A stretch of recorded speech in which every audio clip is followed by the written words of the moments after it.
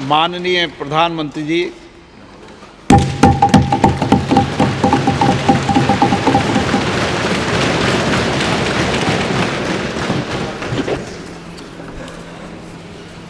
आदरणीय अध्यक्ष महोदय, ये सदन का सौभाग्य है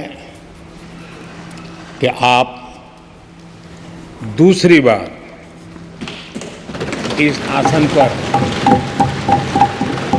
विराजमान हो रहे हैं। आपको और इस पूरे सदन को मेरी तरफ से मैं बहुत बहुत बधाई देता हूं।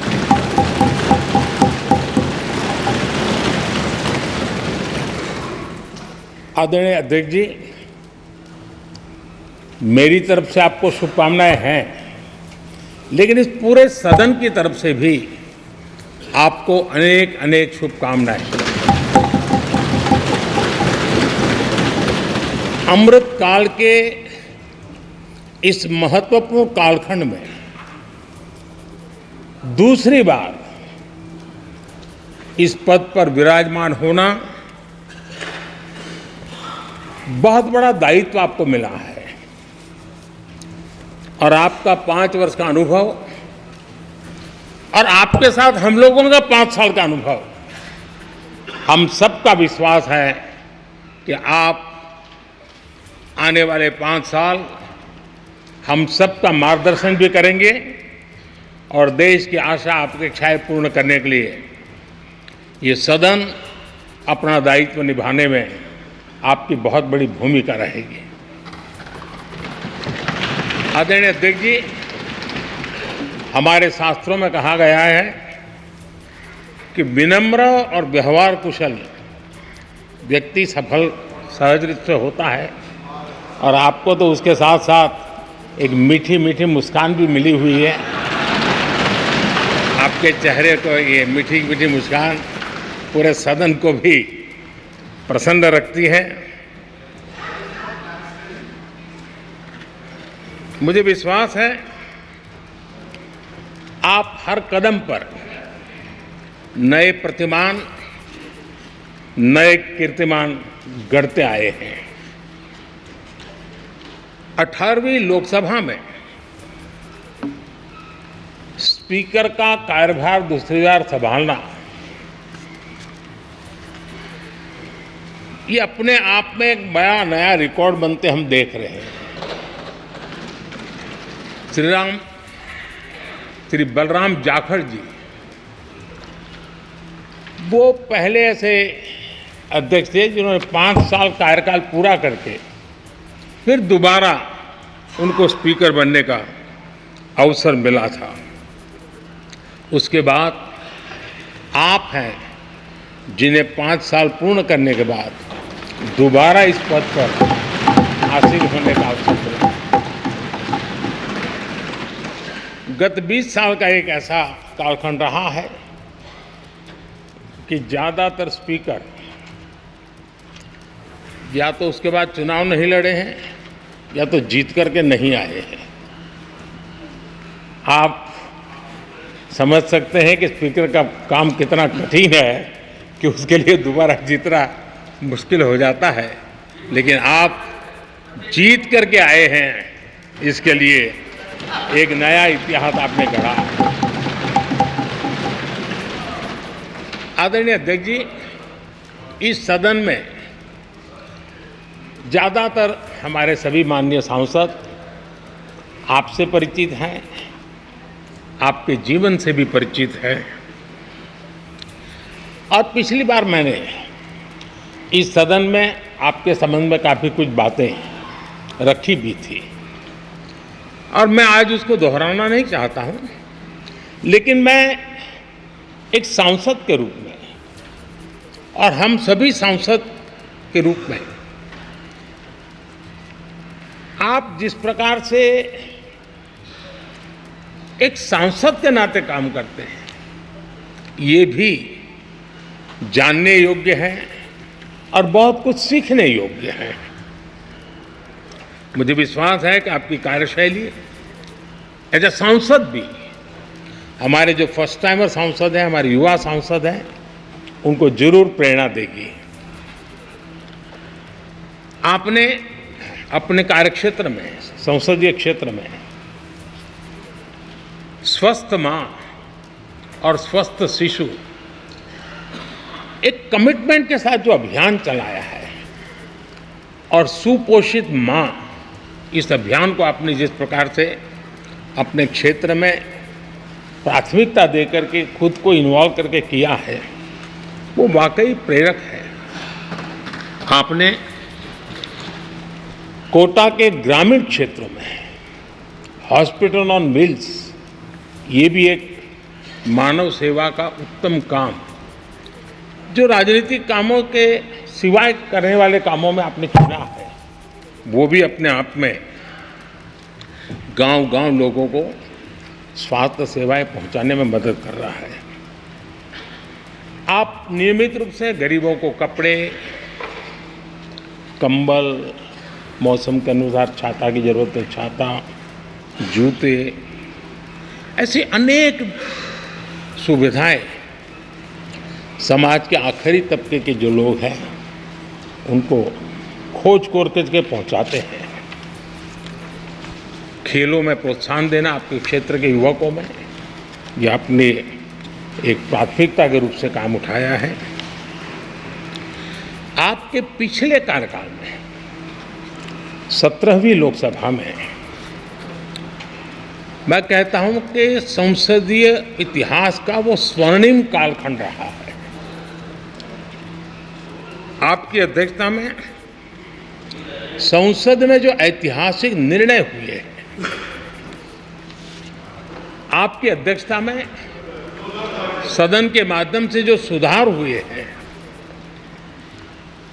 ये अपने आप में एक सदन की भी और आपकी भी विरासत है।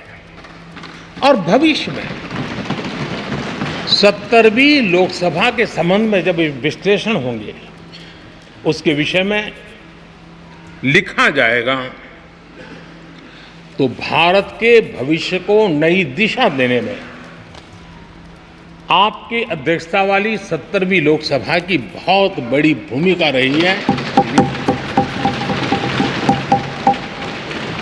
आदरणीय अध्यक्ष जी, 17वीं लोकसभा में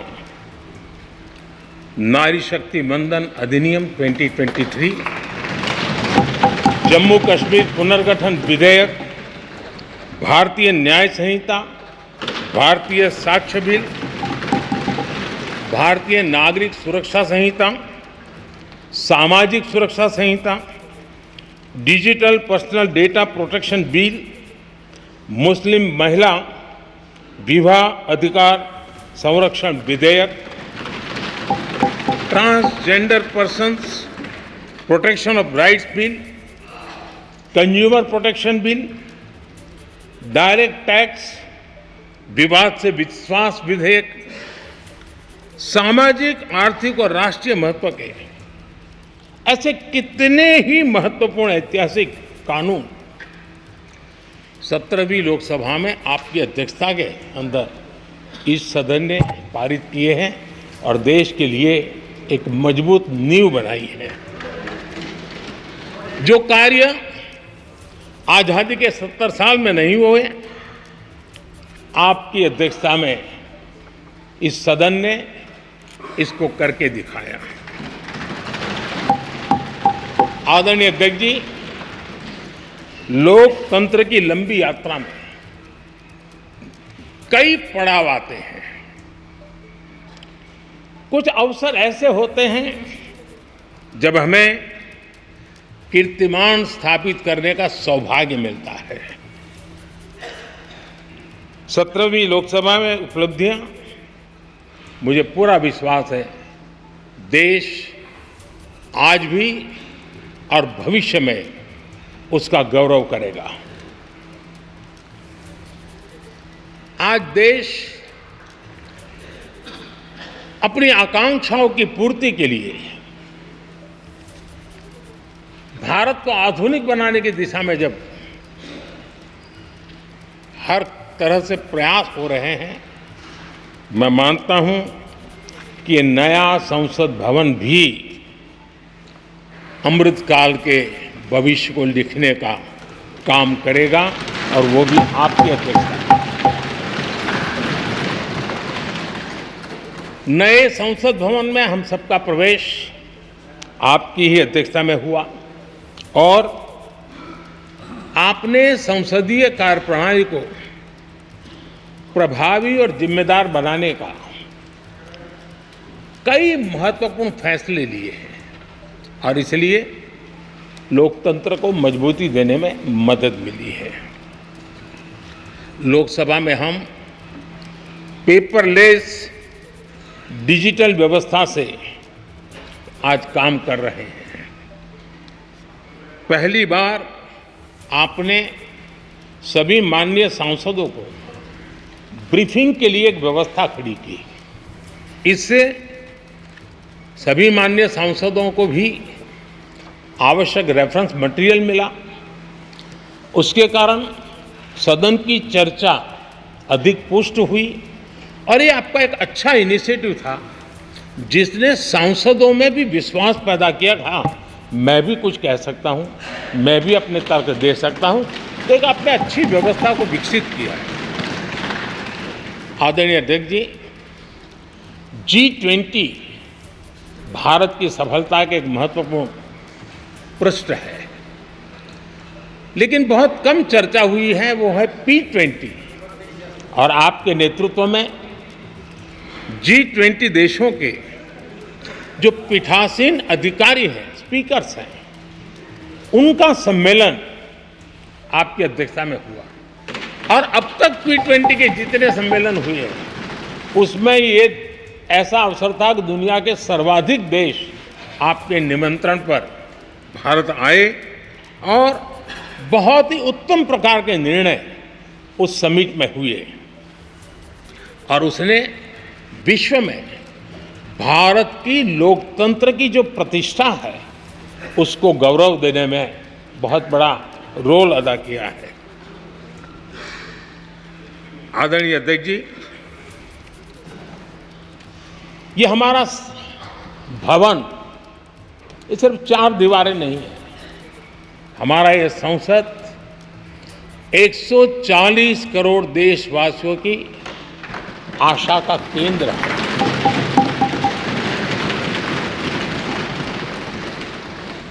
संसद की कार्यवाही, जवाबदेही और आचरण हमारे देशवासियों के मन में लोकतंत्र के प्रति जो उनकी निष्ठा है उसको और अधिक मजबूत बनाता है। आपके मार्गदर्शन में 17वीं लोकसभा उसकी प्रोडक्टिविटी 25 साल के हाईएस्ट लेवल पर 97% रही और इसके लिए सब माननीय सदस्य तो अभिनंदन के अधिकारी हैं, लेकिन आप विशेष अभिनंदन के अधिकारी हैं। कोरोना जैसे मुश्किल कालखंड में आपने हर सांसद से व्यक्तिगत फोन पर बात करके उनका हाल पूछा। कहीं किसी सांसद की बीमारी की खबर आई तो आपने सदन के अध्यक्ष के नाते व्यक्तिगत रूप से उसकी चिंता की और वो सभी दल के सांसदों से जब मुझे सुनने को मिलता था मुझे बड़ा गर्व होता था कि जैसे आप इस सदन के परिवार के मुखिया के रूप में उस कोरोना कालखंड में भी व्यक्तिगत चिंता करते थे। कोरोना काल में भी आपने सदन का काम रुकने नहीं दिया। सांसदों ने भी आपके हर सुझाव को सर आंखों पे चढ़ाया। किसी को ऊपर बैठने के लिए कहा तो वो वहाँ जाके बैठा, किसी को दूसरे जगह पे जाकर बैठने के लिए कहा तो वो भी बैठा, लेकिन देश के काम को किसी ने रुकने नहीं दिया। लेकिन आपने ये जो फैसले किए उसका परिणाम है कि हम उस कठिन कालखंड में भी कार्य कर पाए। और ये खुशी की बात है कि कोरोना काल में सदन ने 170% प्रोडक्टिविटी, ये अपने आप में दुनिया के लिए एक बहुत बड़ी खबर है। आदरणीय अध्यक्ष जी, हम सब चाहते हैं कि सदन में आचरण, सदन के नियमों का पालन हम सब करें, और आपने बड़े सटीक तरीके से, संतुलित तरीके और कभी कभी कठोरता के साथ भी फैसले लिए हैं। मैं जानता हूं कि ऐसे निर्णय आपको पीड़ा भी देते हैं, लेकिन सदन की गरिमा और व्यक्तिगत पीड़ा में आपने सदन की गरिमा को पसंद किया और सदन की परंपरा को बनाने का प्रयास किया। ये साहसपूर्ण काम के लिए भी आदरणीय अध्यक्ष जी, आप अभिनंदन के अधिकारी हैं। मुझे विश्वास है आदरणीय अध्यक्ष जी, आप तो सफल होने ही वाले हैं, लेकिन आपकी अध्यक्षता में यह 18वीं लोकसभा भी बहुत सफलतापूर्वक देश के नागरिकों के सपनों को पूर्ण करेगी। मैं फिर एक बार आपको इस महत्वपूर्ण दायित्व के लिए और देश को विकास की नई ऊंचाइयों पर ले जाने वाले इस सदन की अध्यक्षता के लिए हृदय से बहुत बहुत शुभकामनाएं देता हूं, बहुत बहुत बधाई देता हूं।